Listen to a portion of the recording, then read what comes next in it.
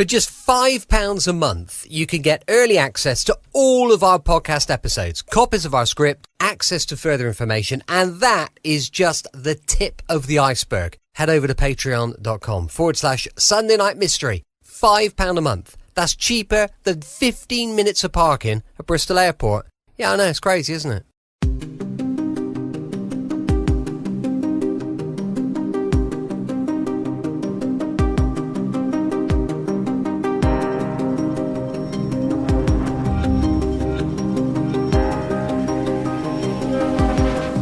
Welcome to Sunday Night Mystery, where we unravel the chilling tales of unsolved crimes. I'm Brett, and tonight we delve into the baffling case of Paul Kelly, a man whose life was taken in a brutal stabbing, witnessed by at least 20 people in Bath, a city steeped in history and intrigue.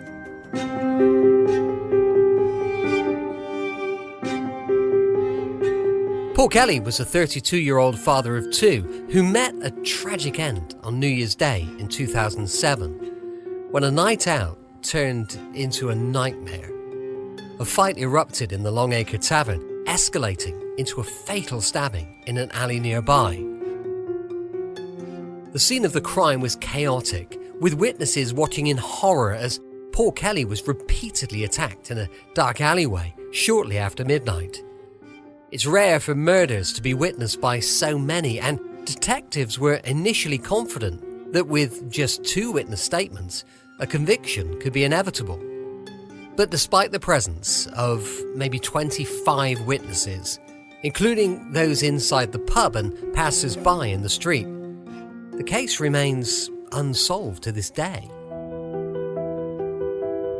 The alleged killer, known to many in the community, has managed to evade justice, leaving Paul's family and friends grappling with unanswered questions and unresolved grief. The aftermath of Paul's murder revealed a community divided by fear and suspicion. Despite pleas from Paul's family and investigators, those who witnessed the crime chose to remain silent, shielding the perpetrator from accountability. In a desperate bid for justice, a poem titled Running from Paul Kelly appeared mysteriously on bus stops and lampposts near the scene, accusing a specific individual of the murder. The carefully composed poem is as follows. Now I will show how a few words can be made, as sharp and deadly as any boy's blade. How running away will not you save. The truth is there like an open grave. You can wipe your bloody hands in the grass till they bleed. A defenseless man is dead and his body's gone cold. But the story of his end is going to be told. You can run and run till your shoes wear thin and hope that you're safe because of the colour of your skin. Paul Kelly lies dead, and who held the knife? It was you. And here I'll refrain from using the alleged name for legal reasons. We all saw take his life. The new year was but a short hour old, when you and your mates were oh so bold. You put us to shame, but we did the same. It was black on white, so it must be right. It was you who said he had it coming that night. Then you ran away and we turned our backs. You said we would be next if we breathed a word. We took in your threats that now sound absurd. So we closed our eyes and took in your lies. So where will you run when at last you face a brave man? You're going to run once more through the streets all a-quiver. Will wash yourself down in the deep, deep river. You, young, and again, I've removed the name, where you threw the knife. Listen to what I say and take good heed. You can wipe your bloody hands in the grass till they bleed, but you will never, never get them clean.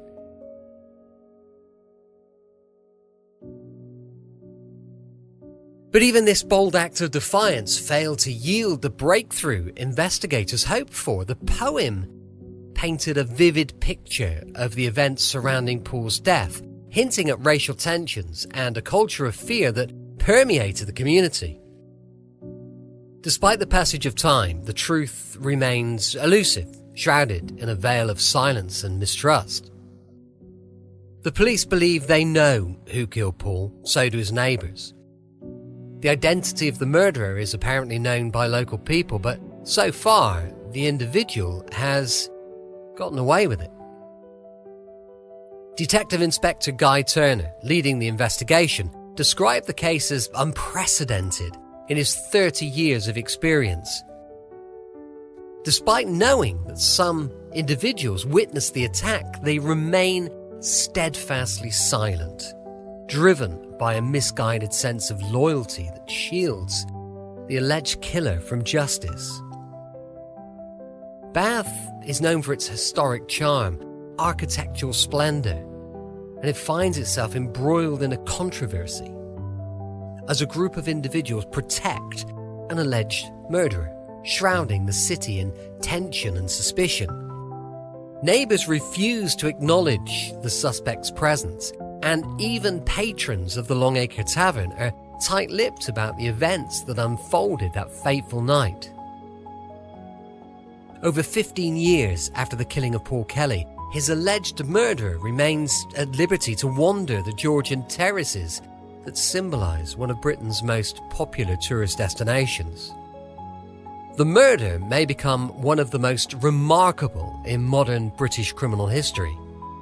A brutal crime where a city is forced to accept that a killer may remain free to roam among them for the rest of his life. As the days turned into months and then years, the case grew colder, but the memory of Paul Kelly lives on in the hearts of those who loved him.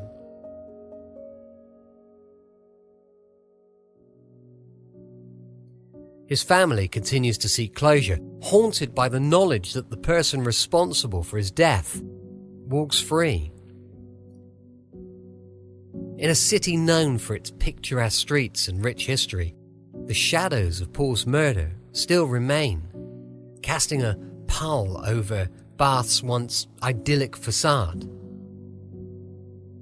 The streets may be adorned with beauty, but beneath the surface lies a darkness that refuses to be extinguished. The case raises so many questions that still remain unanswered. With at least 20 witnesses, why has no one still come forward with definitive evidence or testimony to secure a conviction?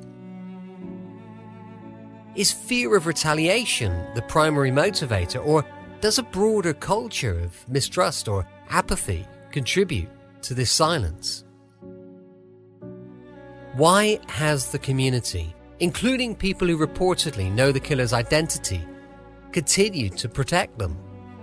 Is this silence driven by a misplaced sense of loyalty, or of a fear, or deeper social dynamics such as racial tensions hinted in the poem? If the police believe they know who killed Paul, why hasn't sufficient evidence been gathered to make an arrest or secure a conviction? Were investigative procedures in 2007 inadequate? Or were there external pressures that hindered progress?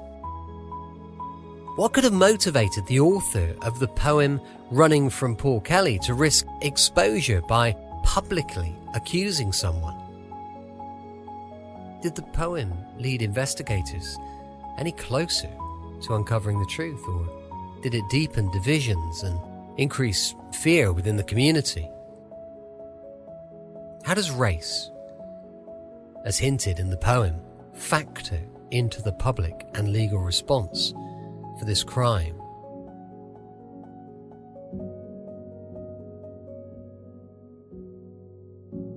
This case serves as a stark reminder of the complexities of human behaviour in the face of violence and the enduring challenge of seeking justice when silence becomes a shield for wrongdoing.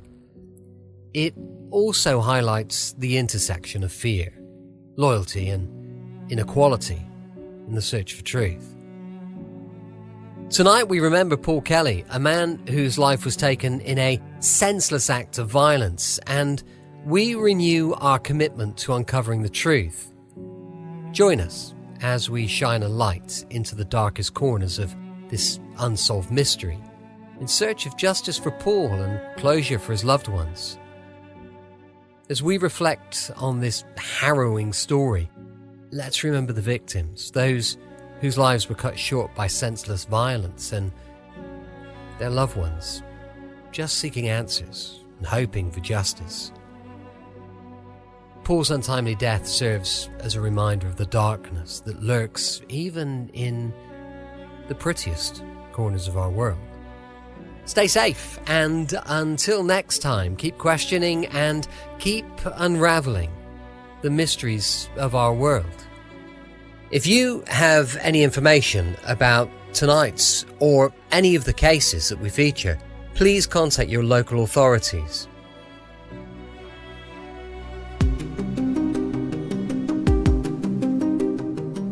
Join us next time as we delve into another chilling mystery that continues to confound investigators and haunt communities. Until then, stay vigilant and never forget those who've been lost to the shadows. Until next week, stay safe. Remember, the truth may be hidden, but as long as we keep the investigation alive, it's never truly lost. I'm Brett, and I'll see you next time on Sunday Night Mystery. But for now, stay curious, stay vigilant, and be sure to guard yourself against the darkness that surrounds us all. I'll see you next week on Sunday Night Mystery.